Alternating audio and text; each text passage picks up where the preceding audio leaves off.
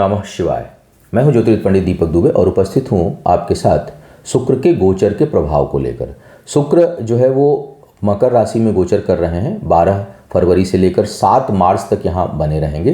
क्या होगा, इनका प्रभाव करेंगे, इसके ऊपर चर्चा। नए दर्शकों को बता दूं कि जो है राशिफल है या लग्न राशि पर आधारित होता है।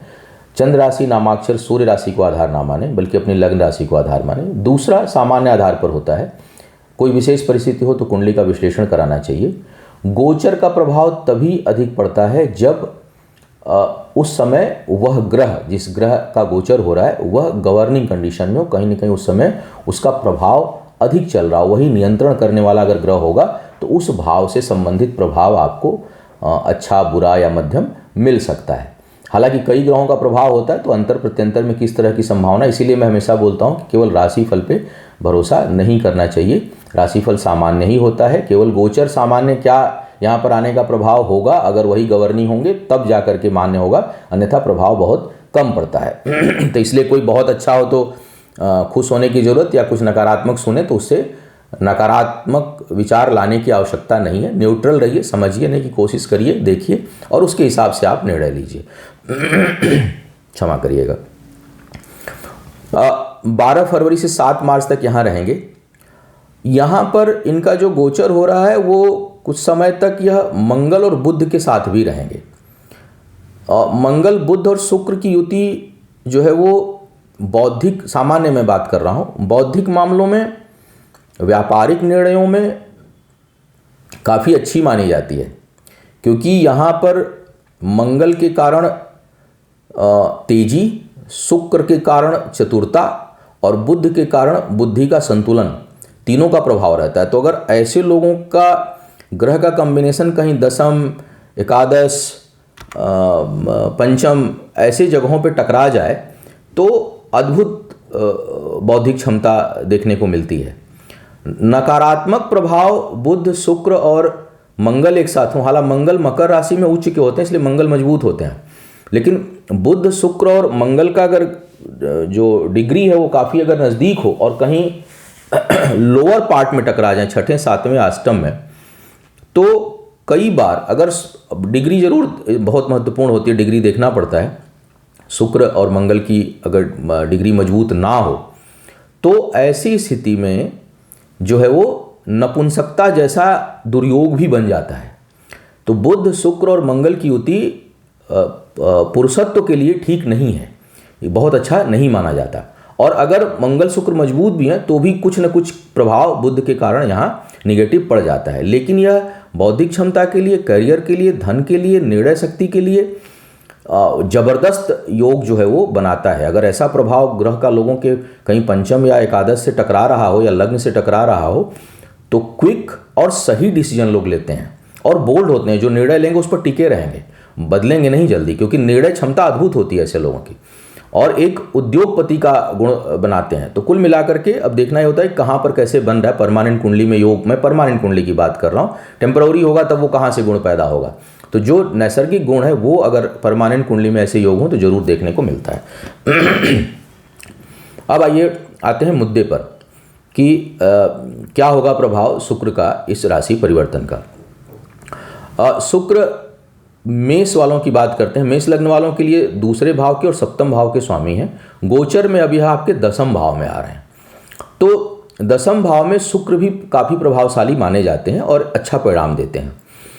सप्तमेश होने के कारण और लाभेश होने के कारण दसम भाव में आ रहे हैं, तो यह आपके कार्य व्यापार में सुखद स्थिति, लाभ में वृद्धि, बड़े लोगों के, प्रभावशाली लोगों के सहयोग से कार्य और धन की वृद्धि, साथ ही साथ पद बढ़े या ना बढ़े। हालांकि यहाँ मंगल भी है इसलिए पद बढ़ने की भी संभावना है, लेकिन अगर मंगल ना होते तो ऐसे में पद ना बढ़े लेकिन धन बढ़ने की संभावना होती है। कई बार होता है ना कि आपका डेजिग्नेशन नहीं चेंज हुआ लेकिन आपकी सैलरी में इंक्रीमेंट हो गया, कुछ अप्रेजल आ गया। तो इस तरह के शुभ समाचार आपको देखने को मिलेंगे। पारिवारिक जीवन में शुक्र के कारण शुभता रहेगी। भूमि, भवन, वाहन का सुख आपको प्राप्त होगा, यात्राओं से लाभ होगा और व्यापार में वृद्धि का योग जो है यह शुक्र यहाँ पर दिखा रहे हैं। तो कुल मिलाकर के शुक्र का यहाँ पर आना शुभता दर्शा रहा है। वृषभ वालों के लिए तो लग्न के ही स्वामी हैं, लग्न और छठे भाव के आ रहे हैं आपके भाग्य स्थान पर। तो यह काफ़ी अच्छी स्थिति उत्पन्न करेंगे। भाग्य में वृद्धि होगी, पहले से किए हुए परिश्रम के परिणामों के आने की संभावना बन जाएगी, कोई सुखद समाचार मिल सकता है और आपके द्वारा लिए हुए निर्णय और आपके द्वारा किए हुए कर्म इस समय भाग्य को बढ़ाने वाले होंगे। शुक्र जब अष्टम में थे या छठे में थे तो कई बार जो आप काम करते हैं या जो डिसीजन लेते हैं उससे आपका भाग्य खराब होता है, भाग्य में वृद्धि नहीं होती, अक्सर आपके निर्णय फेल हो जाएंगे। लेकिन जब शुक्र यहाँ पर बैठे हुए हैं तो अक्सर आपके निर्णय सही बैठेंगे, सटीक बैठेंगे और उत्साह में भी वृद्धि होती है, पराक्रम पुरुषार्थ बढ़ता है, मित्रता और गहरी होगी, अच्छी होगी। विपरीत लिंग के जातकों से भी अच्छे संबंध ऐसे में देखने को मिलते हैं और उनसे सहयोग जो है आपको प्राप्त होता है। तो कुल मिलाकर के शुक्र का यह गोचर भी बेहतर दिखाई दे रहा है। मिथुन वालों के लिए शुक्र जो है वो आपके पंचम भाव और द्वादश भाव के स्वामी हैं। यहाँ पर शुक्र आ रहे हैं अष्टम भाव में। अष्टम भाव में यहाँ पर यह कुछ समय के लिए मंगल बुध से भी युति बनाए रखेंगे।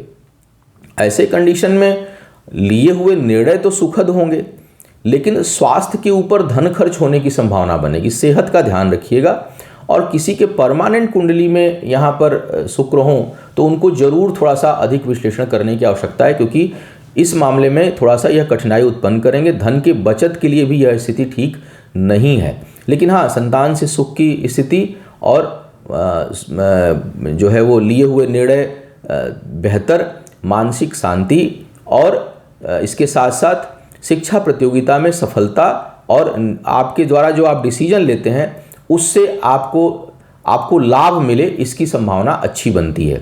फिर भी स्वास्थ्य का आपको ध्यान रखना चाहिए, उस मामले में समय बहुत अच्छा नहीं है और थोड़ा धन खर्च अधिक हो इसकी भी संभावना बन रही है। तो यहाँ पर दो चीज़ों के लिए नकारात्मक स्थिति उत्पन्न कर रहे हैं। कर्क वालों की बात करूँ तो आपके लिए शुक्र जो है वो एकादश भाव के स्वामी है और चतुर्थ भाव के स्वामी है। केंद्र में आ रहे हैं आपके सप्तम भाव में। शुक्र का सप्तम में आना अच्छा है, हालांकि बुध के साथ युति अच्छी नहीं है। परमानेंट कुंडली में होगी तो जो मैंने प्रारंभ में बात कही उस तरफ भी ध्यान देखना चाहिए और अगर जिनको उस तरह की समस्या हो उनको अपनी कुंडली का विश्लेषण कराना चाहिए। लेकिन अभी अगर मैं बात करूं तो यह कार्य व्यापार में वृद्धि करने वाला, आय के बल पर, आय और आय से निवेश के बल पर अपने कार्य को और बढ़ाने की प्रवृत्ति देंगे और अपने काम को आप और बढ़ाएंगे, आगे ले जाएंगे। मन में प्रसन्नता, आपके आत्मविश्वास में वृद्धि, पारिवारिक दायित्वों की पूर्ति और प्रेम संबंधों में प्रगाढ़ता, नज़दीकियाँ जो है और अच्छी हों, बेहतर हों, समझ बढ़े, इसकी अच्छी संभावना इस दौरान बनेगी। तो कुल मिलाकर के यह शुक्र का गोचर आपके लिए सुखद है। सिंह वालों की बात करूं तो शुक्र जो है वो दशमेश हैं, दसम भाव के स्वामी आपके लिए हो जाते हैं और तीसरे भाव के स्वामी हैं। हालांकि दसम भाव के स्वामी होकर के आ रहे हैं छठे भाव में, तो कार्य व्यापार में थोड़ी कठिनाई का योग बनेगा। हालांकि बहुत से लोगों के लिए नौकरी लग सकती है, लेकिन अपने कार्य क्षेत्र में असंतुष्टि का बोध आपको होगा। मेहनत अधिक करेंगे उतना परिणाम आपको नहीं प्राप्त होगा और उच्च अधिकारियों के साथ कुछ न कुछ अनमनापन, घुटन, कार्यस्थल पर कुछ न कुछ कठिनाई महसूस होगी। स्वास्थ्य को लेकर के सावधान रहें। शरीर का मध्य निचला हिस्सा भाग जो है वो प्रभावित हो सकता है, कुछ न कुछ कठिनाई बन सकती है। यात्राओं में और अपने ऊपर सुख उपभोग के ऊपर धन खर्च की संभावना बनेगी। तो शुक्र का यहाँ पर गोचर बहुत अच्छा नहीं दिखाई दे रहा है। अब बात करते हैं कन्या वालों के लिए। कन्या वालों के लिए शुक्र जो है वो भाग्येश हैं और दूसरे भाव, लाभ भाव के स्वामी हैं। पंचम भाव में आ रहे हैं, जबरदस्त प्रभाव यहाँ पर देंगे। अगर कला किसी भी प्रकार से किसी क्रिएटिव वर्क में आप हों तो यह शुक्र जो है इस समय काफ़ी बेहतर परिणाम देंगे। आत्मविश्वास जबरदस्त बढ़ा चढ़ा रहता है, निर्णय शक्ति अद्भुत होगी। इस दौरान जो निर्णय लेंगे वो भाग्य को बढ़ाने वाला होगा और भाग्य के बल पर कुछ अच्छे डिसीजन लेंगे। लाभ में वृद्धि होगी, धन के कारण सुख की प्राप्ति होगी, सुख उपभोग में वृद्धि होगी, प्रेम संबंधों में प्रगाढ़ता आएगी और शिक्षा प्रतियोगिता में सफलता के अच्छे आसार बनेंगे। आय के स्रोत या तो एक से अधिक होंगे या करने का प्रयास करेंगे। इनकम कई तरफ से आए उसके लिए आप सोच सकते हैं, योजनाएं बना सकते हैं, निर्णय ले सकते हैं और उस पर काम कर सकते हैं। तो शुक्र का यह गोचर यहाँ पर आपके लिए काफ़ी सुखद है। अब बात करते हैं तुला वालों के लिए। तुला वालों के लिए अगर मैं देखूँ तो शुक्र आपके लिए अष्टम भाव के स्वामी हैं और लग्न के स्वामी हैं। गोचर में अब यह आ रहे हैं आपके चतुर्थ भाव में। चतुर्थ भाव में शुक्र बहुत योगकारी हो जाते हैं। यहाँ पर भौतिक सुख सुविधाओं के लिए तो बहुत ही अच्छे हैं, लग्जरियस लाइफ आपको देंगे। कार्य क्षेत्र में आपका दबदबा और प्रभाव रहेगा। समाज में अक्सर ऐसे लोगों के चेहरे पे कभी कालिख नहीं लगती। जब भी जाएंगे समाज में 10 लोगों के बीच में अपना प्रभाव, अपना प्रभुत्व छोड़ कर आएंगे। तो इस मामले में अच्छा है, पद प्रतिष्ठा में वृद्धि की संभावना बनेगी, यात्राएं सुखद होंगी, पारिवारिक वैवाहिक जीवन में प्रसन्नता रहेगी और आकर्षण खूब बढ़ेगा। इस समय वाहन इत्यादि खरीदने के लिए जो है वो काफ़ी अच्छा समय है, तो बहुत से लोग इस समय खरीदेंगे और बेहतर चीज़ें खरीदेंगे, जितना सोचें उससे अच्छा प्राप्त हो, इसकी संभावना है। तो कुल मिलाकर के काफ़ी सुखद योग यहाँ पर शुक्र बना रहे हैं। हाँ, एक से अधिक संबंध भी बना देते हैं, तो कई लोग जो है वो और जगह भी आकर्षित हो सकते हैं, महिला हो या पुरुष हो, उसकी संभावना भी बन रही है। वृश्चिक वालों के लिए शुक्र जो है वो द्वादश भाव के स्वामी हैं और सप्तम भाव के स्वामी हैं, तीसरे भाव में आ रहे हैं। यहाँ पर शुक्र जो है आपकी ना हारने वाली प्रवृत्ति देते हैं, एक योद्धा टाइप का टेम्परामेंट दे देंगे, किसी भी कीमत पे किसी परिस्थिति में आप हारे ना, ऐसी स्थिति दे देंगे। भाग्य का कुछ हद तक साथ रहेगा कार्य व्यापार में, लेकिन वैवाहिक जीवन के लिए कोई बहुत अच्छी स्थिति यहाँ पर उत्पन्न नहीं करते। करीबी लोगों के ऊपर आपका धन और समय नष्ट होता है। अनजाने लोगों से मित्रता इस दौरान भी बनती है, कई ऐसे लोग अचानक टकराएंगे जो मित्र हो जाएं जिनको कभी जानते नहीं थे और उनसे घनिष्ठता हो जाए, इसकी संभावना बनी रहती है।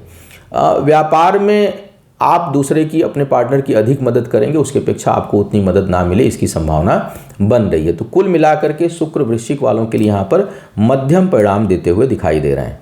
धनु वालों की अगर मैं बात करूँ तो आपके लिए आय स्थान के स्वामी हैं और छठे भाव के स्वामी हैं, आ रहे हैं लाभ भाव में, तो निश्चय ही बचत को बढ़ाएंगे। आय के स्रोत एक से अधिक होंगे, जिससे आपकी सेविंग और बढ़े, सेविंग्स भी बढ़े और साथ साथ खर्च भी बढ़े, इसकी संभावना है। कर्ज लेकर के भी आय को बढ़ाने के लिए आप प्रयास करेंगे। साथ ही साथ अगर मैं देखूं तो कुछ लोग अपने कर्ज को चुकाएंगे भी, तो कर्ज लेकर आय बढ़ाएंगे, आय अगर बढ़ती है तो उससे कर्ज पुनः चुकाएं, इसकी संभावना है, या लाभ अधिक हो जाए, कर्ज चुक जाए, इसकी भी संभावना है। तो एक धन से धन कमाने की प्रवृत्ति और धन से कर्ज चुकाने की प्रवृत्ति इस दौरान भारी रहेगी। विचार कलात्मक रहेंगे, मन में प्रसन्नता रहेगी, शुभ विचारों का उदय होगा, कुछ अच्छा करूं घर के लिए, समाज के लिए, परिवार के लिए, और माइंड क्रिएटिव रहेगा, कुछ नई चीज़ों का सृजन आपके द्वारा हो सकता है, इसकी संभावना से इनकार नहीं कर किया जा सकता। वाणी बहुत प्रखर रहेगी, बोलते समय बुद्धि बल का जबरदस्त प्रयोग आप इस समय करेंगे। तो कुल मिलाकर के यह शुक्र की स्थिति आपके लिए अच्छी दिखाई दे रही है। मकर वालों की बात करूं तो दसम भाव के स्वामी है, पंचम भाव के स्वामी है, लग्न में आ रहे हैं, बड़ी अच्छी स्थिति शुक्र की उत्पन्न हो रही है। 4-5 राशियों के लिए तो बहुत अच्छी स्थिति उत्पन्न कर रहे हैं, उसमें से एक मकर है जिसके लिए जबरदस्त स्थिति, क्योंकि दशमेश का लग्न में आना बड़ा प्रभावशाली व्यक्तित्व देता है आपके लिए। और ऐसे में शिक्षा, संतान का सुख प्राप्त होना, शिक्षा प्रतियोगिता में सफलता, वैवाहिक जीवन में प्रसन्नता, बड़े लोगों का आशीर्वाद, उनके प्रभाव से आपके कार्यक्षेत्र और या पद प्रतिष्ठा में वृद्धि, अनुकंपा से, बड़े लोगों के, प्रभावशाली लोगों के अनुकंपा से आपके कार्य क्षेत्र में वृद्धि, आपके पद प्रतिष्ठा में वृद्धि, मन प्रसन्न, सुखद यात्रा और जीवन साथी के साथ सहयोग, प्रेम की भावना का अच्छा उदय, निराशा से मुक्ति, कई लोग अगर निराश होते होंगे तो इस समय उत्साह में अच्छी वृद्धि होगी। तो शुक्र का यहाँ पर आना कुल मिलाकर के बहुत ही शुभ स्थिति उत्पन्न आपके लिए कर रहा है। अब बात करते हैं कुंभ वालों के लिए। कुंभ वालों के लिए भी शुक्र योगकारी हो जाते हैं, चतुर्थ भाव के स्वामी हैं, भाग्य स्थान के स्वामी हैं, लेकिन बैठे हैं इस समय द्वादश में। ऐसे में अपने सुख उपभोग के ऊपर खूब धन खर्च करेंगे आप, यात्राएं सुखद होंगी, भाग्य यात्राओं से बनेगी। तो अगर कहीं कार्य व्यापार में ऐसे इसमें जर्नी करनी है तो आपका भाग्य निश्चय ही बनेगा। अपने स्थान पर बने रहेंगे तो केवल खर्च होगा, न भाग्य में वृद्धि होगी न धन में वृद्धि होगी। लेकिन अगर यात्रा करते हैं कार्य व्यापार के दृष्टिकोण से तो धन में वृद्धि होगी, इसमें कोई संदेह नहीं है। इसके साथ साथ अगर मैं देखूं तो थोड़ा बिंदास प्रवृत्ति होगी, धन के मामले में उतना चिंता नहीं करेंगे और खुलकर धन खर्च करेंगे, दूसरों की मदद करेंगे।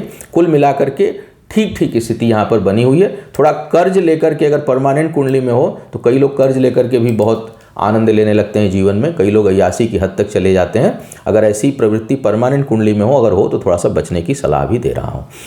मीन वालों की बात करूं तो आपके लिए शुक्र जो है अष्टम के स्वामी है, तीसरे भाव के स्वामी है, आय स्थान पे आ रहे हैं। आय स्थान पर यहाँ युति भी बन रही है, तो बुद्धि, पुरुषार्थ, पराक्रम और अधिक परिश्रम के बल पर आय में वृद्धि का योग यहाँ बनेगा आपके लिए। शरीर का थोड़ा सा ध्यान रखिएगा, क्योंकि हो सकता है कि इनकम को बढ़ाने के चक्कर में स्वास्थ्य का सुख खो दें।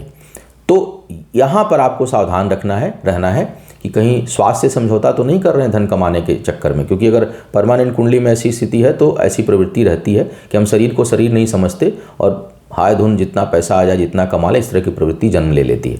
तो बचने का सलाह दूंगा, क्योंकि जीवन संतुलित रहे यह आवश्यक है। शिक्षा प्रतियोगिता में सफलता के लिए अच्छे आसार हैं। बड़े भाई के साथ संबंधों में थोड़ी खटास आ सकती है, विशेष करके आर्थिक मामलों में। कहीं न कहीं धन से संबंधित वाद विवाद भाइयों के बीच में हो जाए, इसकी संभावना से इनकार नहीं किया जा सकता। फिर भी बौद्धिक क्षमता अच्छी रहेगी, एक से अधिक स्रोत से आय रहेगा। बुद्धि जो है वो एक उद्योगपति की तरह रहेगी। आप कई तरह से धन कमाने के लिए सोचेंगे और उसमें बहुत हद तक आप सफल भी होंगे। तो कुल मिलाकर के शुक्र का यहाँ परिणाम कुछ मामलों में अच्छा और व्यक्तिगत मामलों में थोड़ा सा नकारात्मक है। स्वास्थ्य और संबंधों को लेकर, धन, शिक्षा और करियर को लेकर के अच्छा है, अच्छा प्रभाव यहाँ पड़ेगा। तो कुल मिलाकर मध्यम परिणाम शुक्र का यहाँ पर कहा जा सकता है। तो यह था शुक्र के गोचर का संभावित प्रभाव। उम्मीद है आपको मार्गदर्शन मिला होगा। आपका आने वाला समय शुभ हो, आयु, आरोग्य और ऐश्वर्य की वृद्धि हो। इन्हीं शुभकामनाओं के साथ आपसे विदा लूंगा। पुनः मुलाकात होगी किसी नए विषय पर। तब तक के लिए मुझे आज्ञा दीजिए। ओम नमः शिवाय।